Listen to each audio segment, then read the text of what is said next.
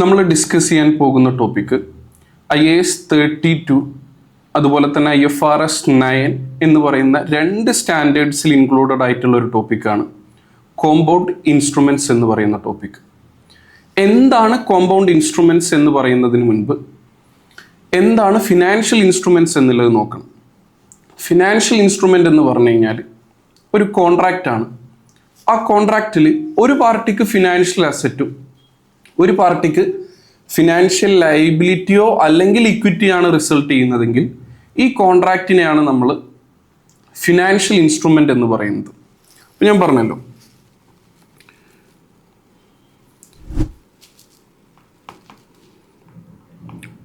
Financial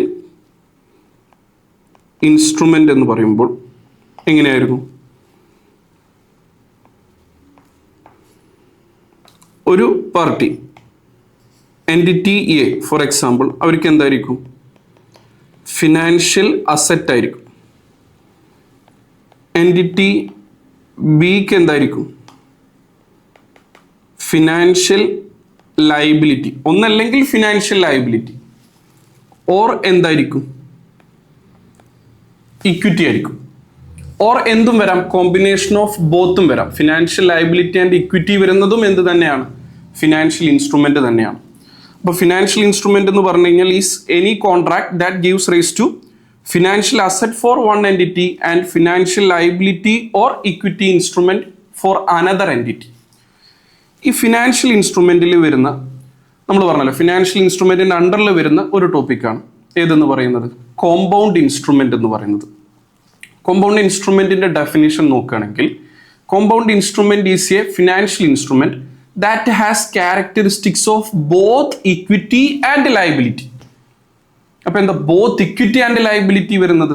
ഇപ്പൊ ഞാൻ പറഞ്ഞില്ലേ, ഇവിടെ ഒരു പാർട്ടിക്ക് ഫിനാൻഷ്യൽ അസറ്റ് ആയിരുന്നു, ഓപ്പോസിറ്റ് പാർട്ടിക്ക് ഫിനാൻഷ്യൽ ലയബിലിറ്റിയോ ഇക്വിറ്റി എന്നല്ലേ നമ്മൾ ഫിനാൻഷ്യൽ ഇൻസ്ട്രുമെന്റിന്റെ ഡെഫിനിഷനിൽ പറഞ്ഞത്. ഞാൻ അവിടെ തന്നെ പറഞ്ഞിട്ടുണ്ട്, രണ്ടും കൂടെ കോമ്പിനേഷൻ വന്നു കഴിഞ്ഞു കഴിഞ്ഞാലും അത് എന്ത് തന്നെയാണ്? ഫിനാൻഷ്യൽ ഇൻസ്ട്രുമെന്റ് തന്നെയാണ്. ഇവിടെ കോമ്പൗണ്ട് ഇൻസ്ട്രുമെന്റ് എന്ന് പറയുമ്പോൾ ഓപ്പോസിറ്റ് പാർട്ടിക്ക് ഫിനാൻഷ്യൽ ലയബിലിറ്റി മാത്രമായിരിക്കില്ല, എന്തും കൂടെ വരും, ആൻഡ് ഇക്വിറ്റി എലമെന്റ്. ലയബിലിറ്റിയും വരും, അതുപോലെ തന്നെ അതിൻ്റെ ഒരു പോർഷൻ എന്തായിരിക്കും? ഇക്വിറ്റി ആയിരിക്കും. അപ്പോൾ കോമ്പൗണ്ട് ഇൻസ്ട്രുമെന്റ് എന്ന് പറയുമ്പോൾ ഒരു പാർട്ടിക്ക് ഫിനാൻഷ്യൽ അസറ്റ്, ഒരു പാർട്ടിക്ക് എന്താണ്? Financial liability and equity. ഞാൻ പറഞ്ഞില്ല ഡെഫിനിഷൻ എന്തായിരുന്നു? It is N instrument that has characteristics of both equity and liability. ഇതിൻ്റെ ഒരു എക്സാമ്പിൾ ആണ് നിങ്ങൾ പഠിച്ചിട്ടുണ്ടായിരിക്കും, കൺവേർട്ടിബിൾ ലോൺ നോട്ട് എന്ന് പറയുന്നത്.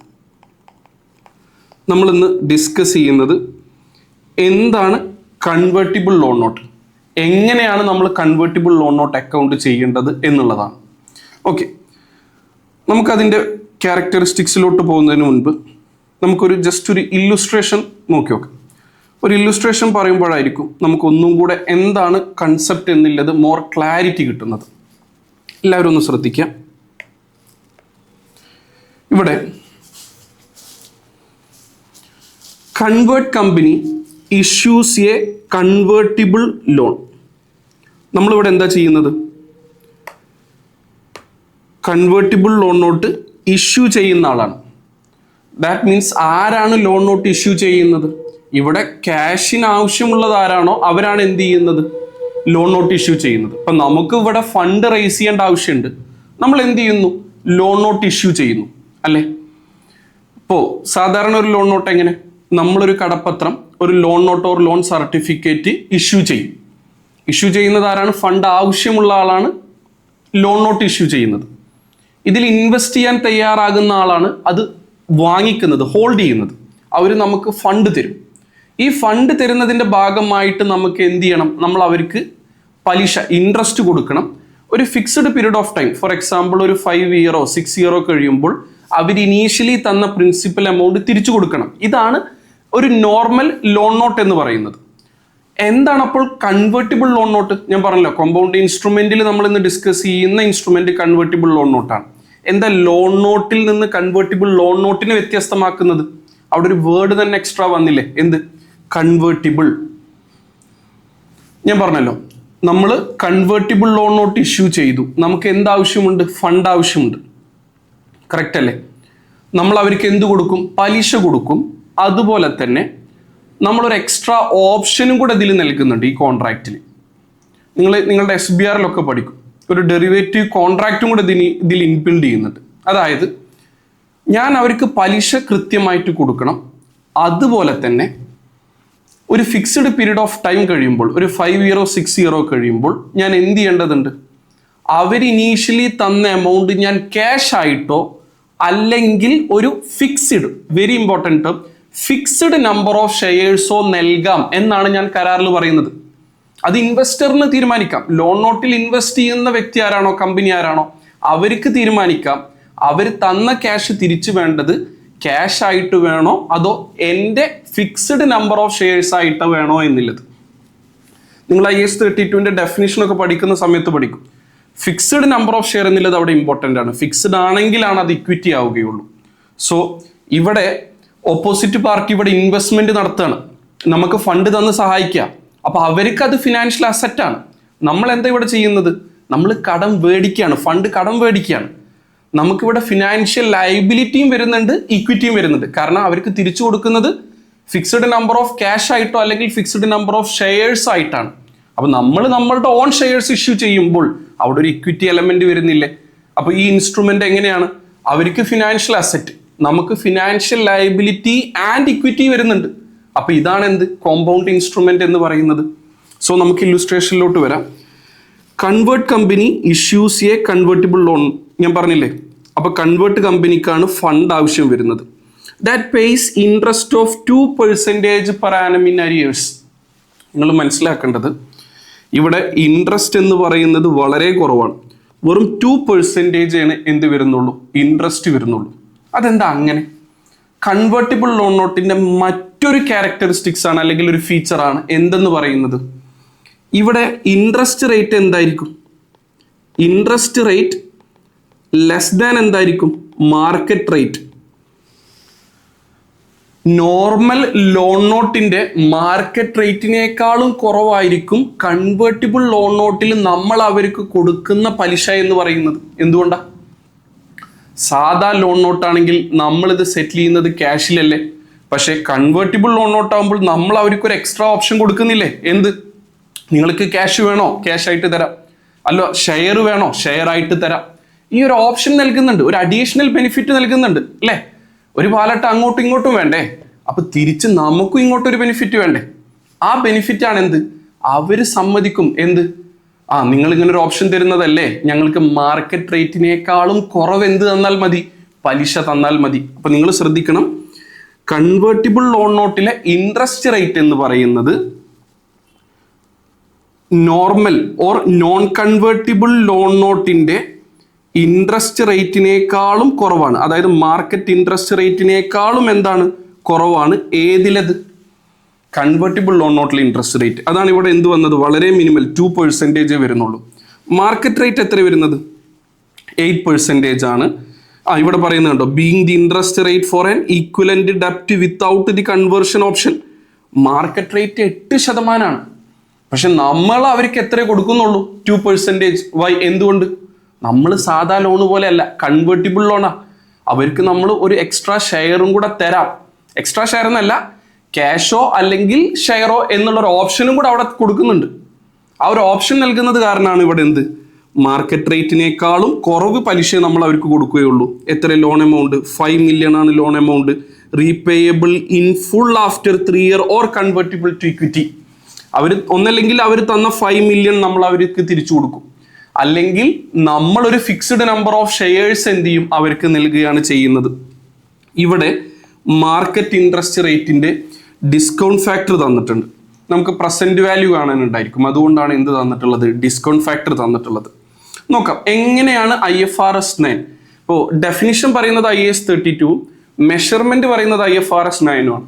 എങ്ങനെയാണ് ഒരു കൺവേർട്ടിബിൾ ലോൺ നോട്ട് അക്കൗണ്ട് ചെയ്യേണ്ടത് എന്നുള്ളതാണ് നെക്സ്റ്റ് നമ്മൾ നോക്കുന്നത്. ശ്രദ്ധിക്കും, ഇവിടെ ഒരു കൺവേർട്ടിബിൾ ലോൺ നോട്ട് ഇനീഷ്യലി നമ്മൾ മെഷർ ചെയ്യുന്നത് എന്തിലാണ്? സ്പ്ലിറ്റ് അക്കൗണ്ടിങ്ങിലാണ്. എന്തിലാണ്? സ്പ്ലിറ്റ് അക്കൗണ്ടിങ്ങിലാണ്. എന്താ സ്പ്ലിറ്റ് അക്കൗണ്ടിങ് എന്ന് പറഞ്ഞു കഴിഞ്ഞാൽ, നമ്മൾ ലോൺ നോട്ട് ഇഷ്യൂ ചെയ്യുമ്പോൾ അവരൊരു 5 മില്യൺ ക്യാഷ് തന്നില്ലേ, ഈ 5 മില്യണിനെ നമുക്ക് എന്ത് ചെയ്യണം? ഈ 5 മില്യൺ ക്യാഷ് പ്രൊസീഡ്സിനെ നമുക്ക് ലൈബിലിറ്റി എലമെൻ്റ് ആയിട്ടും ഇക്വിറ്റി എലമെൻ്റ് ആയിട്ടും എന്ത് ചെയ്യണം? സ്പ്ലിറ്റ് ചെയ്യണം. ഞാൻ ഓൾറെഡി നിങ്ങളോട് പറഞ്ഞില്ലേ, ഈ കോൺട്രാക്റ്റിൽ നമ്മൾ ക്യാഷ് ആയിട്ട് കൊടുക്കേണ്ടി വരികയാണെങ്കിൽ അതൊരു ലയബിലിറ്റിയാണ്, അല്ല ഇക്വിറ്റി ആയിട്ട് കൊടുക്കേണ്ടി വരികയാണെങ്കിൽ അത് ഇക്വിറ്റിയാണ്. അപ്പോൾ 2 എലമെന്റ് വരുന്നുണ്ട്, ഇക്വിറ്റി ആൻഡ് ലയബിലിറ്റി എലമെന്റ് വരുന്നുണ്ട്. അപ്പോൾ ഈ പ്രൊസീഡ്സിനെ ലയബിലിറ്റി എലമെന്റ് ആയിട്ടും ഇക്വിറ്റി എലമെന്റ് ആയിട്ടും നമുക്ക് സ്പ്ലിറ്റ് ചെയ്യേണ്ടതുണ്ട്. അപ്പോൾ ഇനീഷ്യലി മെഷർ ചെയ്യേണ്ടത് ഏത് മെത്തേഡിലാണ്? സ്പ്ലിറ്റ് അക്കൗണ്ടിങ്ങിലാണ്. എന്താ split accounting? Loan proceeds receive ചെയ്തിട്ടില്ലേ 5 മില്യൺ, അതിനെ ലയബിലിറ്റി എലമെന്റ് ആയിട്ടും ഇക്വിറ്റി എലമെന്റ് ആയിട്ടും സ്പ്ലിറ്റ് ചെയ്യണം. സോ നോക്കാം എങ്ങനെയാണ് ലയബിലിറ്റി എലമെന്റ് എന്നും എങ്ങനെയാണ് ഇക്വിറ്റി എലമെന്റ് എന്നും നോക്കാം. ഇവിടെ നമ്മളുടെ പ്രൊസീഡ്സ് വരുന്നത് എത്രയായിരുന്നു? 5 മില്യൺ ആയിരുന്നു. ഈ 5 മില്യൺ പ്രൊസീഡ്സിനെ ഞാൻ ഓൾറെഡി പറഞ്ഞു ലയബിലിറ്റി എലമെന്റ് ആയിട്ടും ഇക്വിറ്റി എലമെന്റ് ആയിട്ടും സ്പ്ലിറ്റ് ചെയ്യണം. അതായിരുന്നു സ്പ്ലിറ്റ് അക്കൗണ്ട്. എങ്ങനെയാണ് ലയബിലിറ്റി എലമെന്റ് കാണുക എന്നുള്ളത് നോക്കാം. നിങ്ങൾ ശ്രദ്ധിക്കണം കേട്ടോ. ലയബിലിറ്റി എലമെന്റ് കാണേണ്ടത് present value of future cash flow discounted at market interest rate for non convertible loan note. നമ്മൾ ഇൻട്രസ്റ്റ് കൊടുക്കുന്നത് മാർക്കറ്റ് റേറ്റിലല്ലല്ലോ, 2%, അവിടെ മാർക്കറ്റ് റേറ്റ് 8%. അപ്പം ലയബിലിറ്റി എലമെന്റ് കാണേണ്ടത് നമ്മളുടെ കൺവേർട്ടിബിൾ ലോൺ നോട്ടിൽ നമ്മൾ കൊടുക്കുന്ന ഓരോ ഇയറിലെയും ക്യാഷ് ഫ്ലോ 3 ഇയർ ആണെന്ന് പറഞ്ഞല്ലോ. അപ്പോൾ ഇയർ 1 കൊടുക്കുന്ന ക്യാഷ് ഫ്ലോ, 2 കൊടുക്കുന്ന ക്യാഷ് ഫ്ലോ, 3 കൊടുക്കുന്ന ക്യാഷ് ഫ്ലോ, ഇതിനെ മാർക്കറ്റ് റേറ്റ് ആയ 8% ഡിസ്കൗണ്ട് ചെയ്ത് എന്ത് കാൽക്കുലേറ്റ് ചെയ്യണം? പ്രസന്റ് വാല്യൂ കാൽക്കുലേറ്റ് ചെയ്യണം. ആ പ്രസന്റ് വാല്യൂ ആണ് എന്ത്? ലയബിലിറ്റി എലമെന്റ് വരുന്നത്. സോ നമുക്ക് കണ്ടു നോക്കാം. ശ്രദ്ധിക്കാം. Year, cash flow, discount factor, present value, ഇങ്ങനെ ഒരു ഫോർമാറ്റ് എഴുതാം. എത്ര ഇയർ വരുന്നുണ്ട്? ഇയർ 1, ഇയർ 2, ഇയർ 3, ഇങ്ങനെ 3 ഇയേഴ്സ് വരുന്നുണ്ട്. സോ നിങ്ങൾ ശ്രദ്ധിക്കുക, ഇവിടെ നമ്മൾ പറഞ്ഞല്ലോ 2% ആണ് ഇൻട്രസ്റ്റ് റേറ്റ്, 5 മില്യൺ ആണ് പ്രിൻസിപ്പൽ എമൗണ്ട്. അപ്പോൾ ഓരോ വർഷത്തെയും ക്യാഷ് ഫ്ലോ എന്തായിരിക്കും? ഓരോ വർഷത്തെയും ക്യാഷ് ഫ്ലോ എന്തായിരിക്കും? നമ്മൾ കൊടുക്കുന്ന ഇൻട്രസ്റ്റ് അല്ലേ. ഇൻട്രസ്റ്റ് എങ്ങനെ കാണാറ് നമ്മൾ? Nominal value into nominal interest. എന്താ nominal value into nominal interest എന്ന് പറയുമ്പോൾ? Nominal interest means coupon rate. നമ്മൾ ആ കടപ്പത്രത്തിൽ മെൻഷൻ ചെയ്തത് എത്ര പെർസെൻറ്റേജാ? 2% അല്ലേ. അപ്പോൾ എത്രയാണ് 5 മില്യൻ്റെ 2% എന്ന് പറയുന്നത്? 5 മില്യൻ്റെ 2% നമുക്ക് എന്ത് ചെയ്യണം? ഓരോ വർഷവും നമുക്ക് ഇൻട്രസ്റ്റ് ആയിട്ട് കൊടുക്കണം. സോ ഇവിടെ 100,000 ആയിരിക്കും ഇയർ 1 നമ്മൾ കൊടുക്കേണ്ട ഇൻട്രസ്റ്റ്. ഇയർ 1 മാത്രം കൊടുത്താൽ മതിയോ? പോരാ, ഇയർ 2 കൊടുക്കണം. അതുപോലെ തന്നെ എന്ത് കൊടുക്കണം? ഇയർ 3 കൊടുക്കണം. ഇയർ 3 നമ്മൾ എന്തും കൊടുക്കണം? Liability element. ഷെയർ ആയിട്ട് കൊടുക്കുന്നതല്ല ഇക്വിറ്റി എലമെന്റ്. ക്യാഷ് ആയിട്ട് തിരിച്ചു കൊടുക്കണ്ടേ? എത്ര ക്യാഷ് ആയിട്ട് തിരിച്ചു കൊടുക്കണം? 5 മില്യൺ. ക്യാഷ് ആയിട്ടോ ഷെയർ ആയിട്ടോ? ക്യാഷ് ആയിട്ട് തിരിച്ചു കൊടുക്കുകയാണെങ്കിൽ 5 മില്യൺ കൊടുക്കണം. നിങ്ങൾ എപ്പോഴും ശ്രദ്ധിക്കണം, എക്സാമിനർ ഒരു ഡിസ്കൗണ്ട് ഫാക്ടർ തന്നിട്ടുണ്ടെങ്കിൽ അതേ ചൂസ് ചെയ്യാവുള്ളൂ. ഇവിടെ ഞാൻ പറഞ്ഞല്ലോ പ്രസന്റ് വാല്യൂ കണ്ടത് എങ്ങനെയാണ്? Discounted at market interest rate. ഇവിടെ മാർക്കറ്റ് ഇൻട്രസ്റ്റ് റേറ്റ് എത്രയാണ്? 8% ആണ്. അപ്പോൾ എത്രയാണ്? ഫസ്റ്റ് ഇയർ 1 എത്ര? 0.926. അപ്പോൾ ഇയർ 1 ഡിസ്കൗണ്ട് ഫാക്ടർ 0.926 ആണ്. ഇയർ 2 എത്രയായിരുന്നു? 0.857. ഇയർ 3 എത്രയായിരുന്നു? 0.794. ഇയർ 3 തന്നെയാണ് നമ്മൾ റിഡംഷൻ നൽകുന്നതും, അതിലും 0.794. നമുക്ക് ഓരോന്നിൻ്റെയും പ്രസന്റ് വാല്യൂ നോക്കാം. ഫസ്റ്റ് 100,000 ഇൻറ്റു 0.926 എത്ര കിട്ടുന്നത്? 92,600. നെക്സ്റ്റ് 100,000 ഇൻറ്റു 0.857 എത്ര കിട്ടുന്നത് 85,700. നെക്സ്റ്റ് വരുന്ന എത്രയാണ് 100,000 ഇൻറ്റു 0.794 എത്രയാണ് 79,400. ഫൈനൽ ഇയറിൽ എത്ര വരുന്നത് 500,000 ഇൻറ്റു 0.794 എത്രയാണ്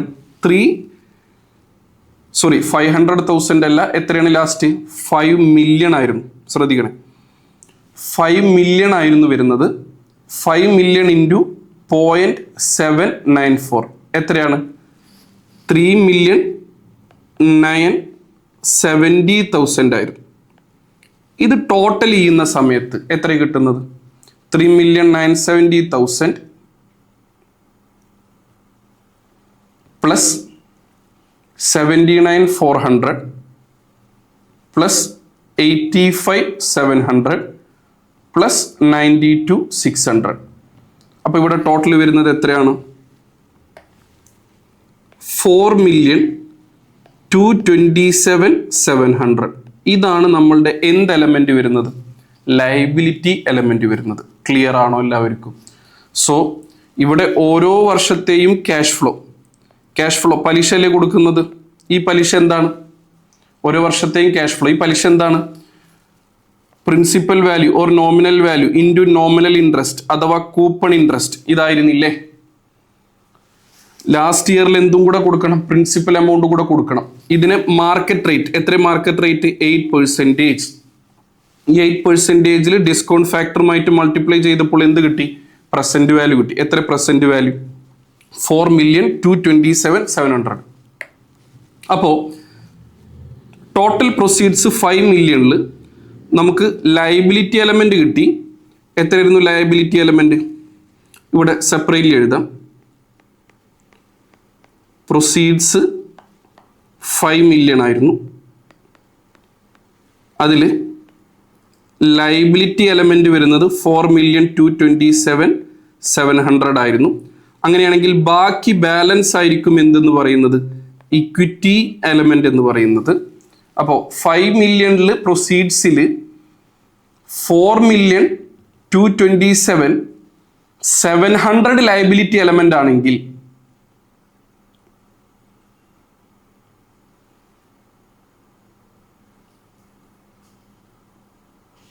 4,227,700 ലയബിലിറ്റി എലമെന്റ് ആണെങ്കിൽ ബാക്കി 772,300 എത്രയാണ് വരുന്നത് 772,300 ആണ് എന്ത് വരുന്നത് ഇക്വിറ്റി എലമെന്റ് വരുന്നത്.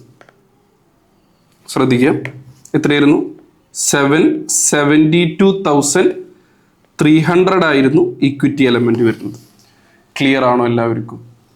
ഇതായിരുന്നു നമ്മളുടെ കോമ്പൗണ്ട് ഇൻസ്ട്രുമെന്റ് ഇനീഷ്യലി റെക്കഗ്നൈസ് ചെയ്യുന്ന സ്പ്ലിറ്റ് അക്കൗണ്ടിങ് എന്നുള്ള മെത്തേഡ്. ക്ലിയർ ആണോ? അപ്പോൾ നമ്മൾ ഒരു കോമ്പൗണ്ട് ഇൻസ്ട്രുമെന്റ് എന്ന് പറയുമ്പോൾ അവിടെ നമ്മൾ ബോറോവറിന്റെ പെർസ്പെക്റ്റീവിലാണ് നമ്മളിവിടെ അക്കൗണ്ട് ചെയ്തിട്ടുള്ളത്. ബോറോവറിന് അതായത് കൺവേർട്ടിബിൾ ലോൺ നോട്ട് ഇഷ്യൂ ചെയ്യുന്ന ആൾക്ക് അവിടെ ലയബിലിറ്റി എലമെന്റും ഇക്വിറ്റി എലമെന്റും റെക്കഗ്നൈസ് ചെയ്യേണ്ടതുണ്ട്. കാരണം ഇതൊരു കോമ്പൗണ്ട് ഇൻസ്ട്രുമെന്റ് ആണ്. അതുകൊണ്ട് പ്രൊസീഡ്സിനെ ലയബിലിറ്റി എലമെന്റ് ആയിട്ടും ഇക്വിറ്റി എലമെന്റ് ആയിട്ടും സ്പ്ലിറ്റ് ചെയ്യണം. ടോട്ടൽ പ്രൊസീഡ്സ് ആയ 5 മില്യണിനെ നമ്മൾ ലയബിലിറ്റി എലമെന്റ് ആയിട്ട് സ്പ്ലിറ്റ് ചെയ്തു. എങ്ങനെയാണ് സ്പ്ലിറ്റ് ചെയ്തത്? Present value of future cash flow അല്ലെ. ഏതിന്റെ കൺവേർട്ടിബിൾ ലോൺ നോട്ടിന്റെ ഫ്യൂച്ചർ ക്യാഷ് ഫ്ലോ ഏതൊക്കെ വരുന്നുണ്ട്? 3 ഇയർ ഇൻട്രസ്റ്റ് വരുന്നുണ്ട്, 4th ഇയറിൽ പ്രിൻസിപ്പൽ വരുന്നുണ്ട്. എങ്ങനെയാണ് അത് ഡിസ്കൗണ്ട് ചെയ്യുന്നത്? നമ്മളുടെ കൂപ്പൺ റേറ്റിലാണോ? അല്ല, market rate for non convertible loan നോട്ടിലാണ് എന്ത് ചെയ്യുന്നത് മാർക്കറ്റ് റേറ്റ് ആയ 8% ഡിസ്കൗണ്ട് ചെയ്ത് പ്രസന്റ് വാല്യൂ കാണും. അപ്പോഴാണ് നമുക്ക് എന്ത് കിട്ടുന്നത് ഇവിടെ 4,227,700 കിട്ടുന്നത്. അപ്പോൾ പ്രൊസീഡ്സിൽ ലയബിലിറ്റി എലമെന്റ് ഒഴിവാക്കി കഴിഞ്ഞാൽ ബാക്കി വരുന്ന ബാലൻസിങ് ഫിഗർ ആണ് എന്തെന്ന് പറയുന്നത് ഇക്വിറ്റി എലമെന്റ് വരുന്നത്. ക്ലിയർ ആണോ എല്ലാവർക്കും? സോ ഇങ്ങനെയായിരുന്നു നമ്മളുടെ കോമ്പൗണ്ട് ഇൻസ്ട്രുമെന്റ് എന്ന് പറയുന്ന ടോപ്പിക് നമ്മൾ അക്കൗണ്ട് ചെയ്യേണ്ടത്. ഈ ലയബിലിറ്റി എലമെന്റിനെ നമ്മൾ സബ്സിക്വന്റ്ലി അമോർട്ടൈസ്ഡ് കോസ്റ്റ് മെത്തേഡിൽ നമ്മൾ എന്ത് ചെയ്യും ഡിസ്കസ് ചെയ്യും. അത് നമ്മളുടെ ഫിനാൻഷ്യൽ ലയബിലിറ്റി എന്ന് പറയുന്ന ടോപ്പിക്കിലാണ് പറയുന്നത്. ഇതേ കോമ്പൗണ്ട് ഇൻസ്ട്രുമെന്റിനെ നമ്മൾ IFRS 9 പറയുന്ന ഫിനാൻഷ്യൽ ലയബിലിറ്റിയുടെ ഒരു അമോർട്ടൈസ്ഡ് കോസ്റ്റ് മെത്തേഡ് ഉണ്ട്, അതിലായിരിക്കും മെഷർ ചെയ്യുന്നത്. ഇക്വിറ്റി എലമെന്റിനെ നമ്മൾ റീമെഷർ ചെയ്യില്ല. ഇത് അണ്ടിൽ റിഡംഷൻ വരെ നമ്മളുടെ ഇക്വിറ്റിയിൽ അതർ കമ്പോണൻസ് ഓഫ് ഇക്വിറ്റിയിലായിരിക്കും നമ്മൾ എന്ത് ചെയ്യുന്നത്, ഇതിനെ പ്രസന്റ് ചെയ്യുന്നത്. ക്ലിയർ ആണോ എല്ലാവർക്കും? സോ ഇതായിരുന്നു നമ്മളുടെ കോമ്പൗണ്ട് ഇൻസ്ട്രുമെന്റ് എന്ന് പറയുന്ന ടോപ്പിക്. Okay, that's all.